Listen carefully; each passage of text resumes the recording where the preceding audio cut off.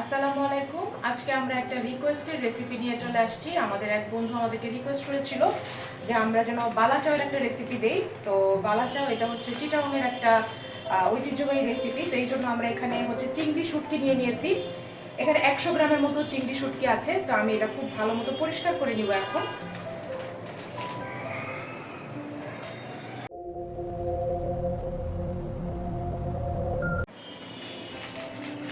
পুরো প্যাকেটটাই ব্যবহার করবো আজকে।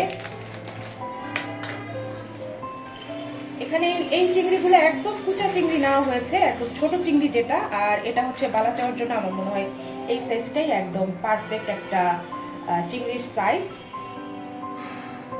তো আমরা এখন এটা ধুয়ে পরিষ্কার করে নিব। আচ্ছা, আমি একটু হালকা গরম পানি দিয়ে এটা আগে আমি একদম ধুয়ে নিব। তারপর এটা পরিষ্কার পানি দিয়ে বেশ কয়েকবার 5 থেকে 6 বার এটা ধুয়ে নিতে হবে। আমরা গরম পানি দিয়ে খুব ভালো মতো ধুয়ে নিব আর পানিটা ফেলে দিব। এটা 5 থেকে 6 বার এরকম করে রিপিট করতে হবে।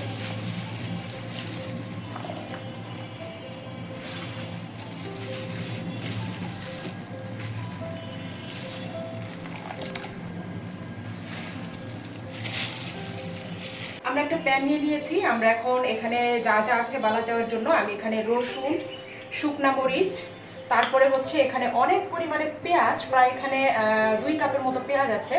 তো আমরা এগুলো সব এক এক করে ভাজবো। এখানে আমি তেল দিব অনেকখানি।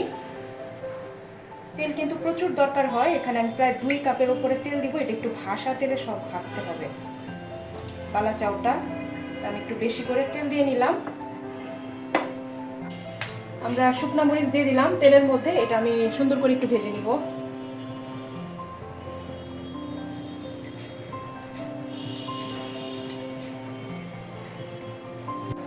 আমাদের শুকনা মরিচটা মোটামুটি ভাজা হয়ে গেছে। আমরা এটা উঠায় নিব। তারপর আমরা এক এক করে সব জিনিসগুলা ভেজে নিব।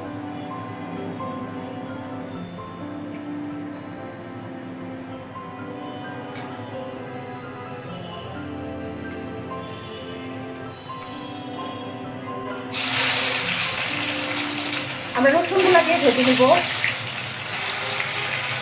রসুন এখানে 1 কাপ পরিমাণের মতো রসুন আছে।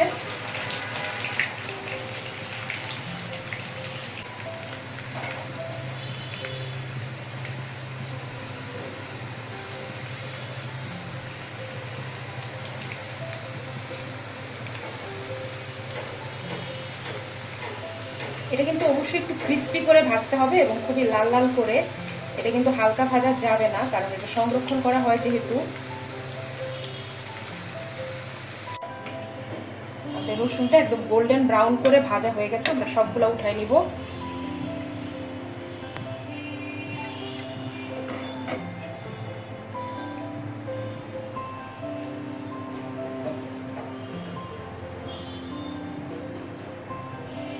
পেঁয়াজের মধ্যে একটু কর্নফ্লাওয়ার দিয়ে আমরা পেঁয়াজটা ভাজবো, কারণ পেঁয়াজটা যেহেতু একটু পানি বের হয় পেঁয়াজ থেকে। তো আমরা একটু কর্নফ্লাওয়ার দিয়ে দিলাম। এখানে 2 চা চামচের মতো কর্নফ্লাওয়ার আছে। তো আমি আগে দেখি এটা হয় কিনা। আমরা ভালো মতো মেখে পেঁয়াজটা, তারপর হচ্ছে আরেকটু দিয়ে দিব, আরেকটু লাগবে। আপনারা 2 টেবিল চামচের মতো দিয়ে দিবেন।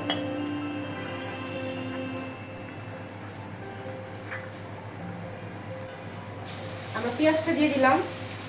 পেঁয়াজটাও ঠিক একইভাবে রসুনের মতো খুব মুচমুচা করে ভেজে দিতে হবে।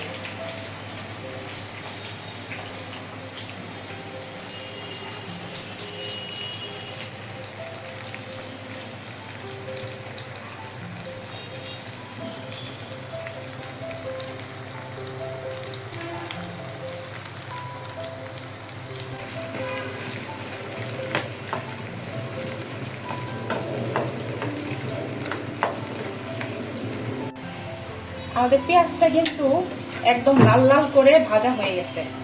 আমরা এটা নামাই নিব এখন। এটা আর বেশি ভাজা যাবে না, কারণ এটা নামানোর পরেও একটু লাল হয়ে যাবে। এই যে একদম পুরো ক্রিস্পি হয়ে যাবে। এটা যত ঠান্ডা হবে তত বেশি ক্রিস্পি হবে। তো আমি তেলটা ছেঁকে আমি পুরো পেঁয়াজটা উঠাই নিব।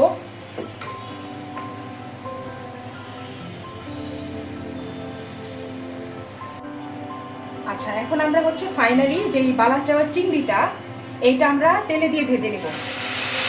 এটা খুবই লাল লাল করে সুন্দর করে ভেজে নিতে হবে।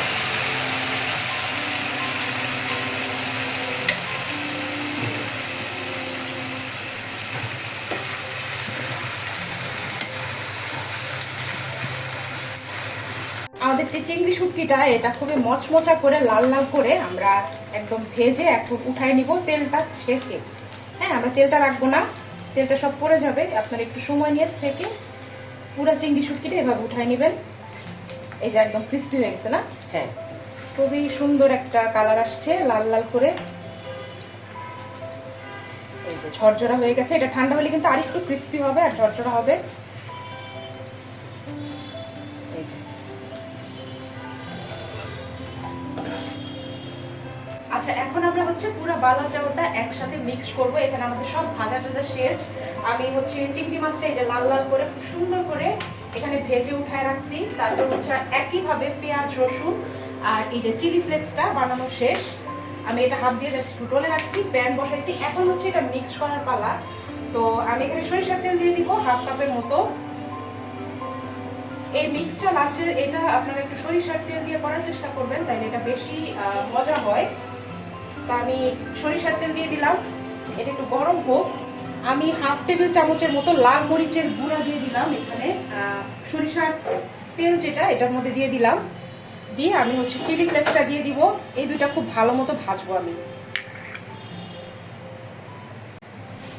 আমি চিংড়ি মাছটা দিয়ে দিলাম।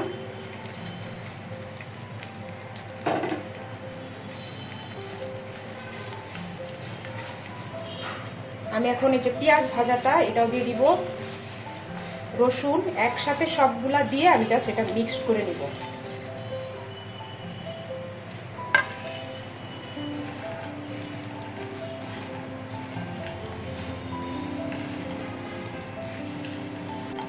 আমরা খুব ভালো মতো এটা মিক্স করে নিব। আর এটার সাউন্ডটা আপনারা শুনতে পাচ্ছেন কিনা জানি না, এটা কিন্তু খুবই ক্রিস্পি হয়েছে।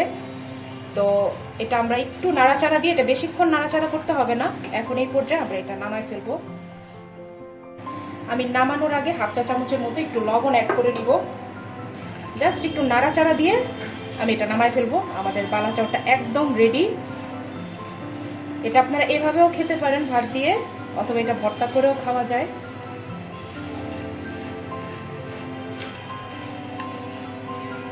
আমি চুলাটা বন্ধ করে দিব।